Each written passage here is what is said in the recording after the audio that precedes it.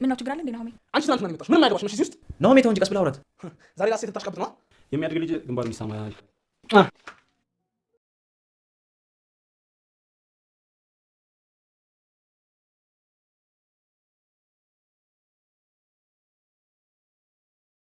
ሁለት ጓደኛሞች በጽናት ምክንያት ተጣልተዋል ማለት ነው። ይሄም ኪራ በስካር ምክንያት ጽናትን ከውጭ ለምን አሳደርጋት በማለትም ናሆም በኪራ ላይ ተናዶበታል ማለት ነው።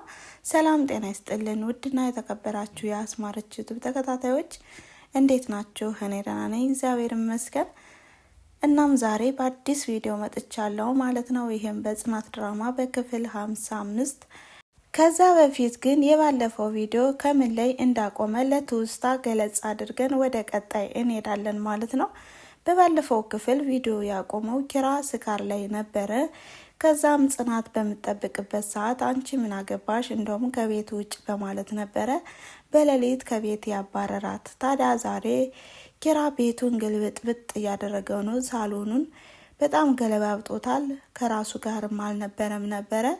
ከዛም ሲነቃ ግን እንግዲህ ያገኘችው ሳሎን ላይ ከመሬት ላይ ነው ያገኘችው ሀሴትም ምን ተፈጥሮ ነው አመመህ ወይ በማለትም ታነሳዋለች። ከዛ ራሱንም እንግዲህ ወደ ራሱ ሲመለስና ሲያስታውስም ኪራ የሆነውን ነገርም እረስቷል። ነገር ግን ጽናትሳ በማለት ሲጠይቅም ጽናት የለችም አሁን በማለት ትመልስለታለች።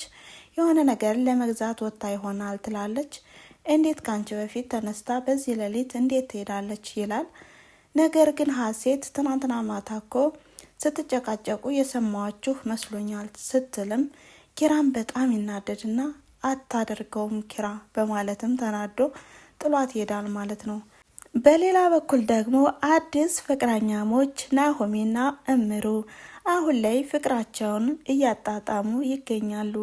እንዲሁም እየተሞጋገሱ በዛ ላይ ደግሞ ፈጣሪንም እያመሰገኑ አንቺን የሰጠኝ አንተን የሰጠኝ እያሉም ፍቅራቸው በጣም ያስቀናል በአሁኑ ሰዓት። ታዲያ ናሆሜ አሁን ላይ እምሩን እየተንከባከባትና ጥሩ ጊዜም እየሰጣት ጥሩ ጊዜም ፍቅር እየሰጣት ነው። ታዲያ ይሄን ሁሉም እንግዲህ የናሆሜና የእምሩ ፍቅርም እስከ መጨረሻው ድረስ እንዲዘልቅም ምኞታችን ነው ማለት ነው። ታዲያ በሌላ በኩል ደግሞ ጽናት ታገኛቸዋለች። እምሩንም ስታገኛት በቃ ኪራ ሰክሮ ከውጭ ላይ አሳደረኝ በማለትም ስትነግራት እሷም በጣም ትናደድና እንደዚህ ከሆነማ እስከ መጨረሻው ድረስ እኮ ያንቺና የኪራ ነገሩ አያምርም፣ በቃ ከዛ ቤት መውጣት አለብሽ ስትላትም እንግዲህ ያለውን ነገር ወይስ እውነታውን መናገር አለብሽ በማለት ስትነግራትም ናሆሜም ይሰማታል። የምን እውነት ነው? እኔም ማላውቀው ነገር እውነት ካለ ለምን አትነግሩኝም በማለት ሲናገር ጽናትም ወደ ቤት ለመሄድ ስታስብ ናሆሜም የድሮዋ ጽናት አይደለሽም፣ አሁን ላይ የእምሩ ፍቅረኛ ስለሆንኩ ነገሮችን እየደበቅሽ ነው። አሁን ላይ የምታዋሪና ሚስጥርሽንም የምታካፊ ለሰናይትና ለእምሩ ነው። ታዲያ ለምንድን ነው በቃ ሁሉን ነገር እየሰማው ማለፍ አልችልም ይላል። ናሆሜም በጣም ጨንቆታል፣ እያሰበ ነው። ጽናትም አይ እንደዛ እኮ አይደለም በማለትም ስትመልስም የሆነ ነገር እውነታው ካለ ንገሪኝ እስኪ አትዋሽኝ በማለት አሁንም አፋጦ ይይዛታል። አረ በፍጹም የደበቅኩህ ነገር እኮ የለም ስትልም እስኪ በአባትሽ ማይልኝ ይላታል። ታዲያ በአባትሽ ማይልኝ ስላላት ጽናት በጣም ደንግጣለች፣ ተርበተበተች። በመቀጠልም እምሩ እውነታውን ተናገረች።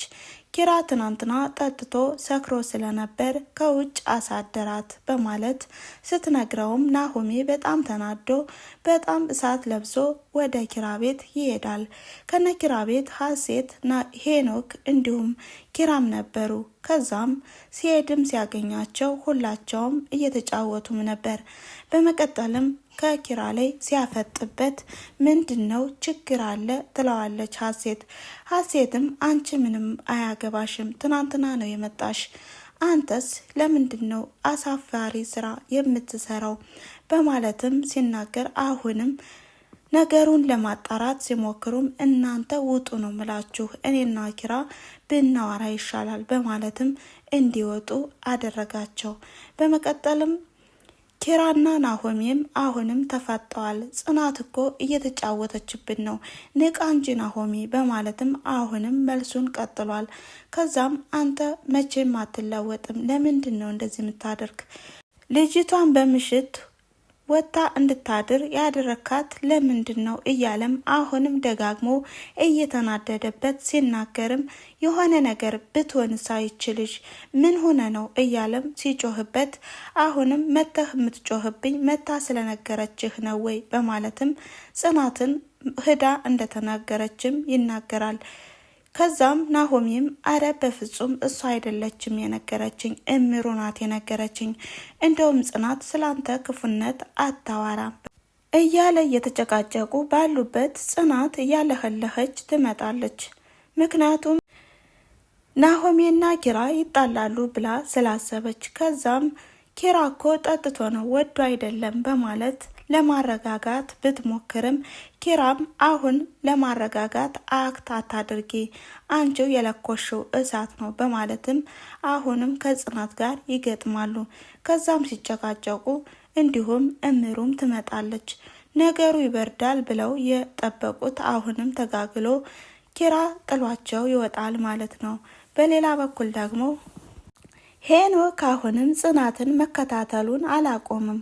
ክችን እየሄደም አሁንም ይከታተላታል፣ ያወራታል፣ ለመሳምም ይሞክራል። ከዛም አንተ ሰው እዚህ ቤት እኮ የመጣሁት ለስራ ነው እንጂ ካንተ ጋር ለማውራት አይደለም በማለት ስትነግረውም እሱ ግን ሊያርፍ አልቻለም። እንደው ግን ትዕቢት ነገር አለብሽ በማለትም አሁንም ይመልስላታል። ከዛም እናቴ ምን ትላለች መሰለች የሚያድግ ልጅ ግንባሩን ይሳማል በማለትም ጽናትን ግንባሯን ሲስማት ኪራም በድንገት ይደርሳል። ከዛም ጽናትም በጣም ትደነግጣለች። እንዲሁም ሄኖክም ደንግጦ ወደ ውጭ ይወጣል። በሌላ በኩል ደግሞ ሰናይትና እምሩ እንዲሁም ጽናት ተገናኝተዋል። እናም ሄኖክም እንደ ሳማትና እንዳስቸገራትም እንዲሁም ሁልጊዜ ስራ እያሰራኝ አይደለም እየተከታተለኝ ነው በማለትም ለሁለታቸውም ትነግራቸዋለች። ሰናይትና እምሩም አሁንም የሀሴትና የኪራ መቀራረብም መንገድ ሊሆን ይችላል፣ እንደውም ጥሩ አጋጣሚ ሊሆንልሽ ይችላል፣ ኪራን አንቺን እንዲርቅሽ ይሆናል ማለት ነው በማለትም ይነግሯታል። ጽናትም ሄኖክና ሀሴት እኮ የሆነ ነገር በመሃላቸው የተፈጠረ ነገር አለ፣ ሁልጊዜ ሲጨቃጨቁና ሲነታረኩ ነው የማያቸው የምሰማቸው ትላለች። ታዲያ ሰናይትና እምሩም አሁንም እንዳንቺ እያስቸገራት ይሆናል ሀሴት እንደዛ የምትበሳጭበትና የተጣላቸውም በማለት ይነግሯታል። በሌላ በኩል ደግሞ የጽናት አባት ለጽናት ደውሎላታል። ታዲያ ስለ ሁልጊዜ ስለ ህልሙም ይነግራታል። ህልምልም በላባቴ ምንም ነገር የለም ደህና ነን በማለትም ትናገራለች። በመቀጠልም ኪራም የጽናትን አባት እንዲሁም ሰላም ይለዋል። በሌላ በኩል ደግሞ እምሩና ናሆም ስለ ነኪራና ስለ ጽናት ፍቅር ምን ይሻላል እያሉ ነው። ናሆም በጣም ተጨንቋል። ታዲያ ስለ እውነታውም ለማወቅም ጓጉቷል።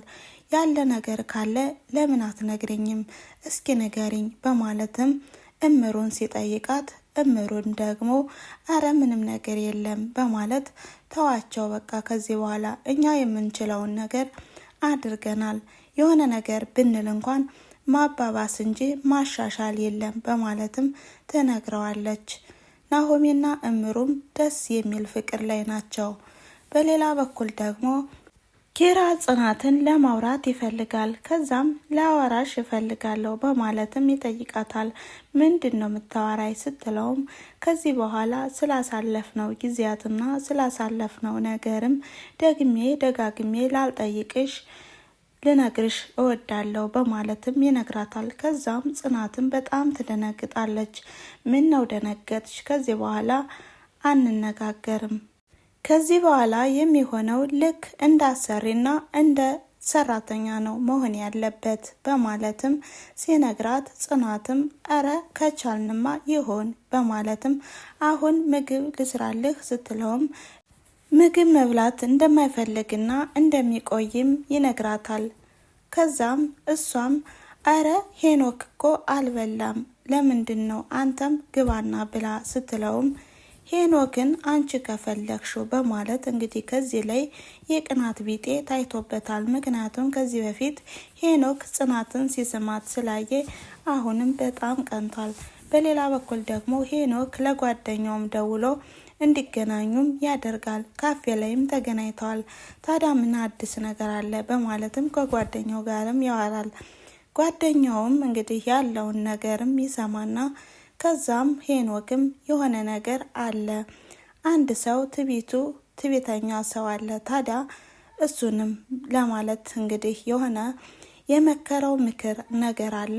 ይህም ምክር ለማን እንደሆነ ባይታወቅም እኔ የሚመስለኝ ለጽናት ይመስለኛል። እንግዲህ ወደፊትስ ምን አይነት ተንኮል አስቦ ሊሆን ይችላል?